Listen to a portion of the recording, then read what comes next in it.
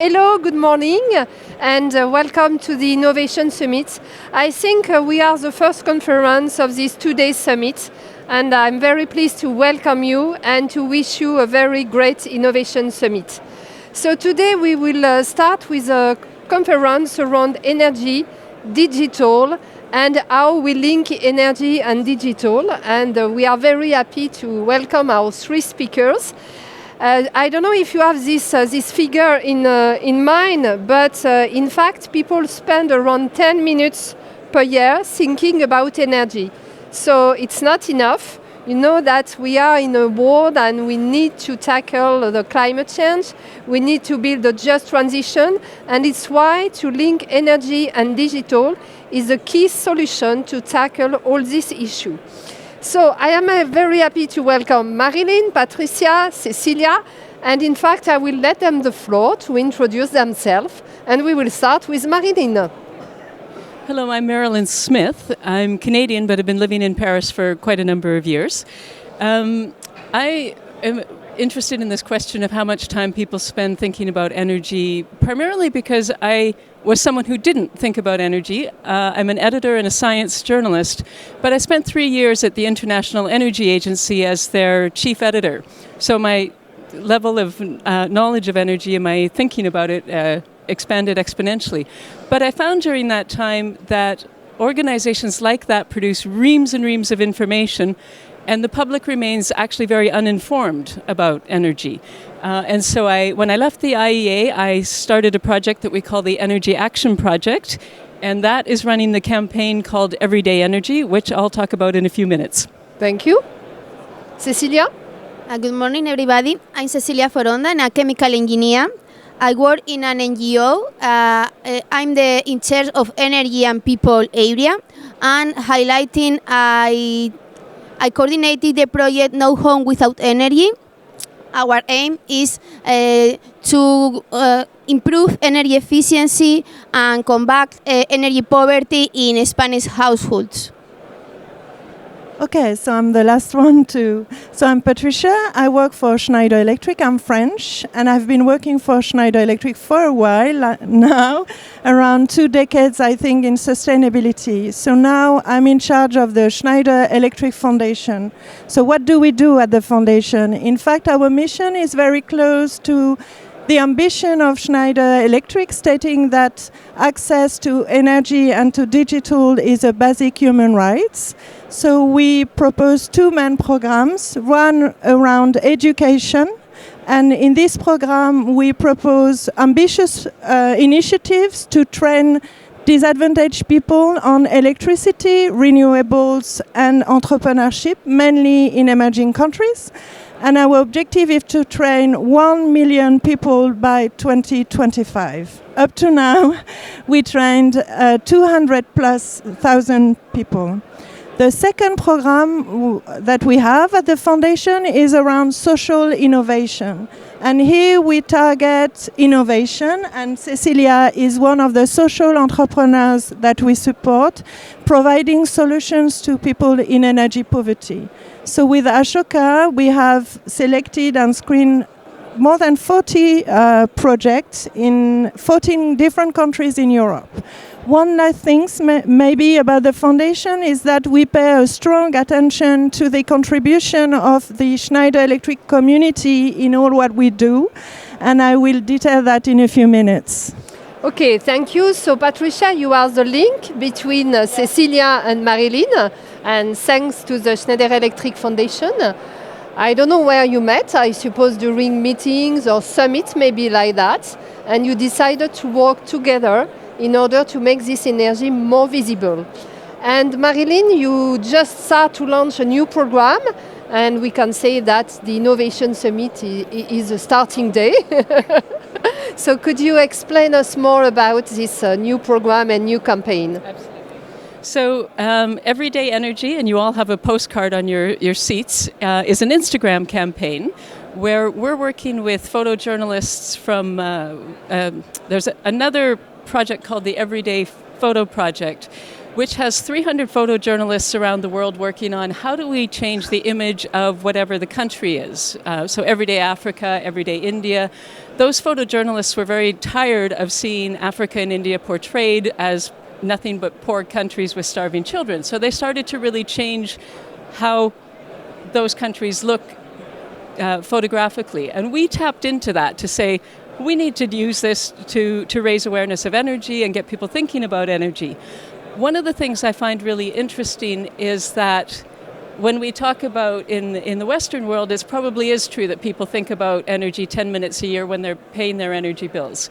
We've gone and done documentary films and done photo projects in a number of different countries, and where people don't have energy, they think about it all the time. They calculate how many hours they're going to have to work in order to buy a candle and how many hours a day they can use that candle to study in order to get through their education. So we're really in a privileged position where we don't have to think about energy. So what the campaign is trying to do is really 5 things. Every day we want to get you to think about energy for 5 minutes, and we're going to do it through 5 posts. The first post is going to be something to do with energy poverty, how somebody is living in that situation. The second one is going to be about an energy solution. And the third one is going to be just an energy fact, which we refer to them as NFACs. And the fourth one is going to be an energy-saving tip, which any one of us can apply to our daily lives, and we will eventually add more tips that are good in emerging and developing economies. And the fifth one is going to be something about one of our photographers, our own interaction with energy, to finish the day by saying, from where we started in the morning with an energy poverty, the way that I use energy is completely different, or the way Schneider uses electricity. And so we're just going to every day create this 5-segment story about energy in order to get people to think about energy 5 minutes a day. And then the other thing that we want to do with it is really measure, can that kind of campaign have an impact? So we want to measure not only how many people we're reaching and how many photographers are engaging, but how can we engage people from the energy community to bring their stories to us so that we can help get them out there. But the really important thing for me is that we want to measure how much are people learning about energy because of the campaign we're doing. So once a week we're going to have an energy quiz. We're going to call it an N quiz and invite people to answer 4 or 5 questions from the posts that we posted all of that week. And we'll have prizes and things to give away for that. But the idea really is for us as photojournalists and journalists to say, can we do something super interesting and cool and fun on Instagram and still have it turn into people learning about energy? It would be also the opportunity to highlight some solution and some new solutions, some products, yeah? Yeah, so actually I'll tell you a little bit about just what we're doing today because it's the launch today. Yeah. So the first thing we posted this morning was a photo that I took in India of a woman in a slum, and she's using the light of her cell phone so that her kids can study at night because there's a power outage in her slum. And then the second photo is the Schneider Electric's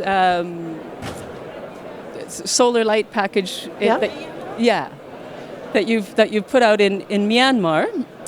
And then the third one is the solar panel system that was put in place in Myanmar to help support off-grid electrification, not only for homes but for small businesses and for community centers. Then the fourth post, our NFAC today, is that actually people who have to rely on candles or kerosene or diesel actually spend 100 to 1,000 times more per unit of lighting than we do in the Western world. So for somebody to say, I'm going to, as I said, buy some kerosene or buy a candle, that is a massive cost for those people, and to switch them to a solar light is not only giving them light, but it's freeing up their economic situation. And then I haven't quite decided what the fifth one will be yet today because I still have to find my moment of energy. Yeah, so it will be the opportunity to highlight our solutions. So we have many solutions around the solar. So from the little lamp, so that you could see on our booth close to the plenary session, so little solar lamp, to big solution linked to EcoStruxure. so that could get information and give electricity in remote area. So thanks to the Vilaya solution. So thank you, Marilyn. We'll be featuring Schneider all week, right until Sunday. Okay, so you will discover more. Yeah. Oh, till Sunday. Yeah, so keep watching. So, Cecilia, you have great experience regarding energy, digital and data. And could you explain how, with EcoVadis, you mix energy, poverty, people, you connect all of them and to get great success, and we would like to share this experience with you. In our program, No Home Without Energy, for us it's really, really important empower people with energy culture. For us, energy culture is something quite important and quite difficult to understand, because you work with energy, but people don't work with energy, and it's something strange, difficult to understand, and everybody claim because their electricity bill is too expensive, but nobody knows how to do it. And with No Home Without Energy, with our program, we wanted to spread knowledge, but we are few people in my organization. So we need tools, online tools, digital tools, in order to bring the knowledge of people. Because for us, we need a clean and affordable energy model, but for us it's very important focus this energy transition in people. People have to change their vision of energy. They have to become prosumers, not consumers. So for that reason, they need knowledge.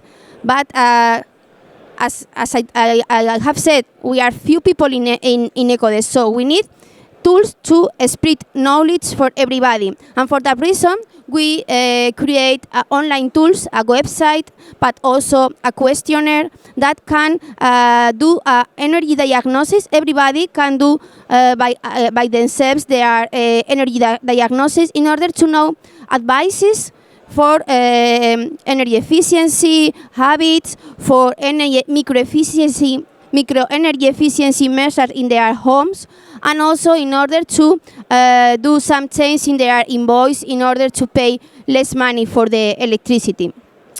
And also these tools are also available for all social workers that work in municipal services or also in other NGOs that they are not expert in energy, but they need advice people in energy. So for that reason, we have these tools.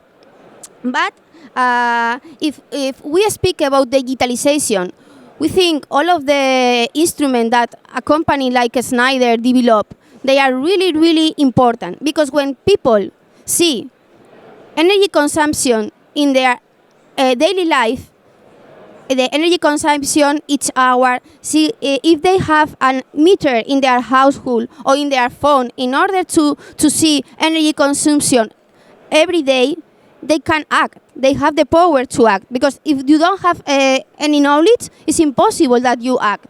So for that reason, for example, we have a project that tried to test, it's a pilot project to test how prepayment of electricity can contribute to solve energy poverty. But not only prepayment, information.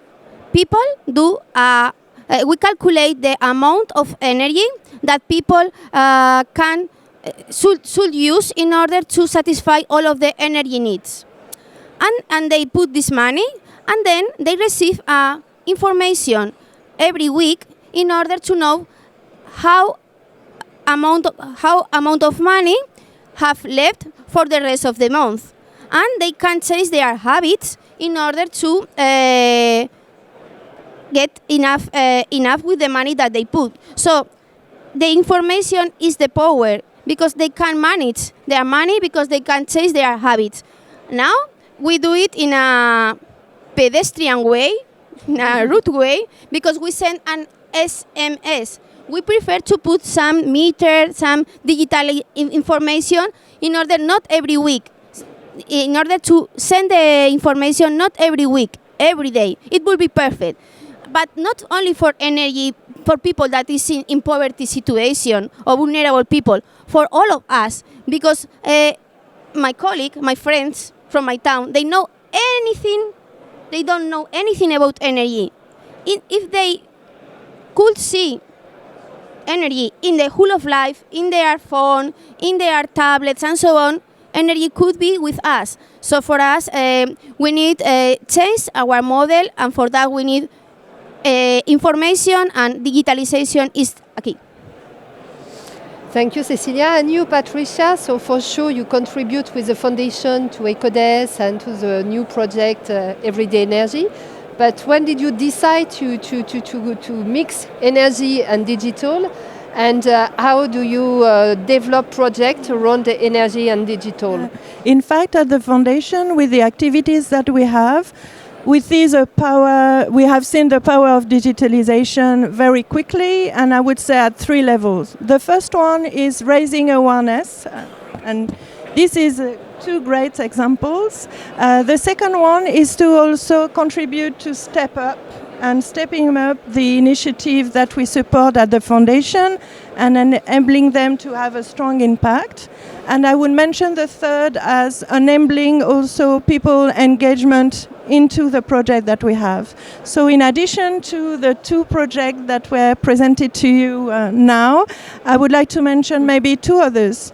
The first one is called Les Petites Pierres. It's a French program. It's a crowdfunding platform created by a French company called Somfy, and we join this initiative as an alliance now around Les Petites Pierres. And Les Petites Pierres, it's a crowdfunding platform, as I said, which is offered to very local NGOs in France, fighting energy poverty, for them to capture additional funds to finance their program. But not only. Linked to this initiative, we also train people from the NGO to use digital and to perform well their campaign. And we're happy to have more than 90+% of success through crowdfunding, which is quite a high level for crowdfunding activities. And we were capable, thanks to this platform, to leverage 2 million euros in several years. The second illustration, it's an in-house illustration called volunteering. As I mentioned earlier, we have really a strong will to engage our people on what we do at the foundation. So we have put in place a platform dedicated to put in relation our employees and the NGO we work with. It is in 8 languages, and on one side, you have our employee, their competency, their will to make a difference. And on the other end, you have NGO, which are looking for resources and competencies. So the purpose of this platform is to match the needs and the demands. And to date, we have around 10,000 people employee registered on the platform, and on a yearly basis we're talking about around 6,000 days of volunteering within Schneider Electric. Thank you, Patricia. Maybe some question? No question? I have one question. How could I participate to your campaign, Everyday Energy? There's many ways you can. Yeah? Yes.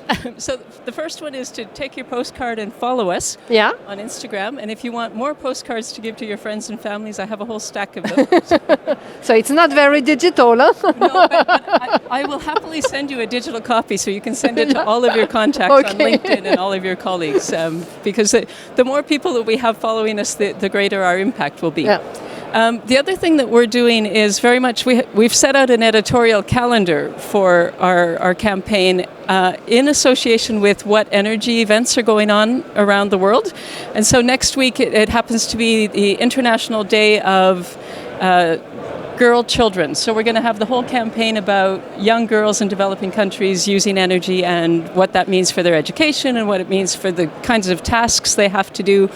For instance, they have to go carry water in Nepal, so they don't get to go to school. So we'll be looking at those kinds of things. The week after that is International Day of Rural Women. So we're going to be looking at how lack of access to energy affects rural women, and also how programs like bringing in a microgrid into somewhere where women need refrigeration and electricity to run a mill, that's another event activity that Schneider has been involved in. So if you have an event, you can definitely send me a link, send me information, and we'll fit that into our editorial calendar. If you have an activity that you're doing somewhere in the world and would like some great photographs, also get in touch with me, because we have a network, as I said, of about 300 professional photojournalists who we can put you in touch with. And really, what's important to me about that part is not only does it get us great photos to put onto Instagram, it gives you really great photos to display the work that you're doing. And it gives those entities who are bringing energy solutions great photographs for their own media and communications campaigns, which I know is something that they really struggle with. It's very difficult for them to say, we're going to hire a professional photographer. We're going to work with our partners to get a professional photographer out there. I think that's... Yeah, is that great. it? Yeah. We're also going to have a crowdfunding campaign. So when we do that, we'll let you know. Okay, perfect.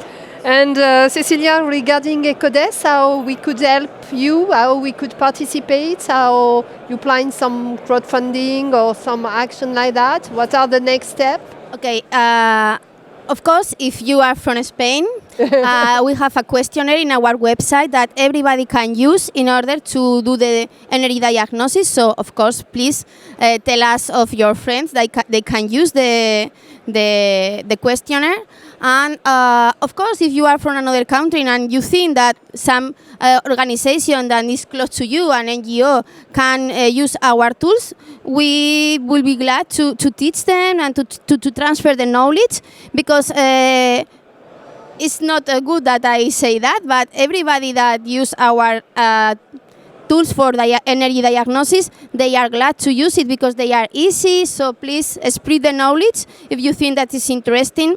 And also, as you are from Schneider Electric, things about digital things, Internet of Things, and so on, because I think as everybody has in his hand technology the whole day, they should use in order to know about energy, because only if we are informed about something, in that case is energy, they can act, they can be the solution of the problem. So from my point of view, one thing is think in energy for energy in their everyday life, because people don't do it, so we have to foster that thinking in everybody. And of course, if you are close to organizations that work with vulnerable people, with energy poverty, they can use tools like us, or they can call us in order to spread the knowledge, because for me it's not a question to invent the wheel every day,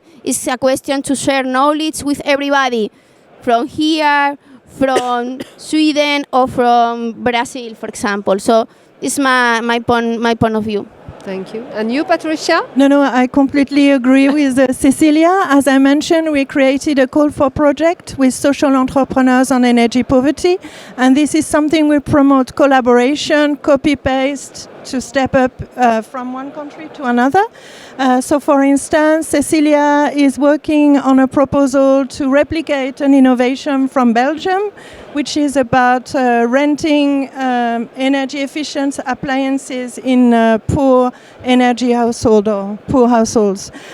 So for me, I have another call for action for you, but just now we have a booth at, like Veronique was mentioning, just near the plenary session, and you'll be able to meet with 4 of the young people that went through the program that we provide at the foundation on skills and electricity-related skills from India, from 2 countries from Africa and Brazil, and you'll be able to discover their stories through VR experience. So you're more than welcome to join, and there is more things also to discover on our booth. Thank you so much. So thank you. I don't know if question or if you want some more information. No? So we will close this session. Thank you very much. It was a very good introduction to this Innovation Summit, because you see that energy could be a passion. and we are all passionate around energy, and you will discover all our solutions with such a passion, and we all know that energy and digital is the right equation to build the just transition and to build a new world of energy. And I wish you a very good summit. Can I share one? Yes. I have one great story that I want to share with you, and this precedes the digital age and social media. Jean-Yves Garnier is on my advisory committee. He was previously chief statistician at the International Energy Agency. But in 1986, he was working in Djibouti, developing an energy efficiency plan for the country. And it was just at the point where people were getting enough income to buy appliances, and so electricity consumption was really going up. But part of the problem was people didn't know how to use those appliances. And one of the first things people wanted was a refrigerator. But they have very, very small houses, so they would first of all buy a beer fridge, which is obviously the most inefficient fridge you can buy. And then even that wouldn't fit in their houses, so they would put it outside in the yard in Djibouti. So the government and the public broadcaster and the electricity company together decided they were going to do an awareness-raising campaign of how to use appliances appropriately. And they hired one of the most famous actors in the country to do these little scenarios where he was using energy the way people do it, and then somebody that he trusted would come into the scenario. It was, somebody from his family or a neighbor or somebody from his community, and say, oh my God, I can't believe you're doing that. That's like the worst way to do that, and show them the right way to do it. And within a month, it was just 5 scenarios that they did. They broadcast on public television every night after the news for 1 week. And within a month, electricity consumption dropped by 20% in the country. And the electricity company was shocked. And they said, well, it's going to be a dip and then it's going to go back up. And it never did, because people had fundamentally changed their behaviors. And then once they realized how successful that was, they said, what else can we do? And this is a country where, for all of those reasons, again, they were having a lot of blackouts. And they started to run campaigns like we do if there's going to be a hurricane. During the news, if it was about to be a blackout, there would be a little ticker tape saying, we're reaching peak load, unplug everything you're not using. And the number of blackouts plummeted. So that public awareness campaign allowed the electricity company to stop dealing with crises and start planning for the future and changing. So I think we're well placed to say in the digital age, we can scale it up super quickly. Thank you. Patricia, some word of conclusion? No? Cecilia? Yeah. Okay, thank you very much. Stories, and have a good day. And see you maybe on our booth.